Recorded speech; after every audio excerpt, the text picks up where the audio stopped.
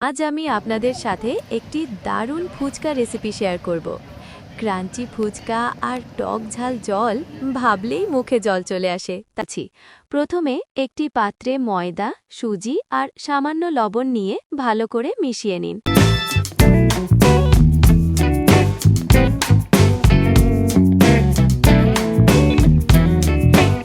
অল্প অল্প জল দিয়ে একটি শক্ত মণ্ড তৈরি করুন। মণ্ডটি কিছুক্ষণ বিশ্রাম নিতে দিন। এরপর মণ্ড থেকে ছোট ছোট বল তৈরি করে একদম পাতলা করে বেলে নিন। ফুচকা তুমি স্বাদের রানী, মন ভোলাও নিমেষেই। টক ঝাল মিষ্টির অপূর্ব মিশ্রণ ভুলি না কিছুতেই। বন্ধুদের সাথে ফুচকা খাওয়া, আড্ডা দেওয়া, আনন্দের বন্যা মনে জাগে রোজই। তেল গরম করে এই বেলা অংশগুলো দিয়ে ফুচকাগুলো ভেজে নিন। ফুচকাগুলো যেন গোল আর ফোলা হয়।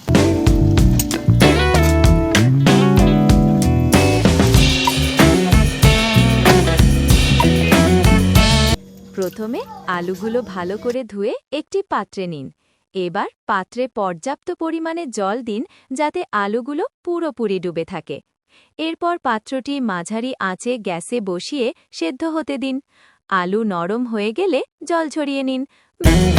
প্রথমে সেদ্ধ আলু আর ছোলা নিন।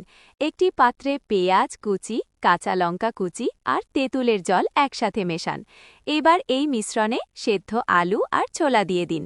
পরিমাণ মতো নুন আর চাট মশলা ছিটিয়ে ভালো করে মেখে নিন। তৈরি হয়ে গেল আপনার আলু ছানা। ফুচকা আমার প্রিয় খাবার, ফুচকা আমার সব। জিভে জল আনা এই খাবার মনকে করে বেহিসাব।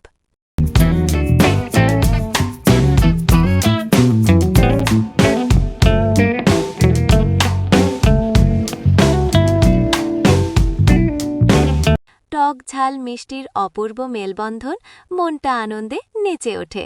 বন্ধুদের সাথে ফুচকা খাওয়া, আড্ডা দেওয়া মুহূর্তগুলো বড়ই খাসা।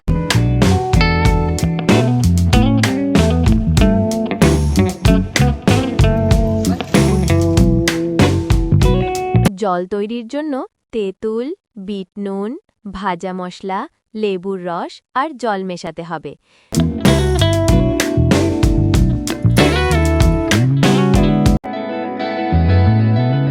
ফুচকা আমার প্রিয় খাবার, ফুচকা আমার সব। জিভে জল আনা এই খাবার মনকে করে বেহিসাব। বন্ধুরা, আমাদের পছন্দের ফুচকা বানানো একদম রেডি। এবার শুধু খাওয়ার পালা। চলুন শুরু করি। বন্ধুরা, ভিডিওটি কেমন হয়েছে জানাতে কমেন্ট করতে ভুলবেন না। আর লাইক আর সাবস্ক্রাইব করে আমাদের পাশে থাকবেন।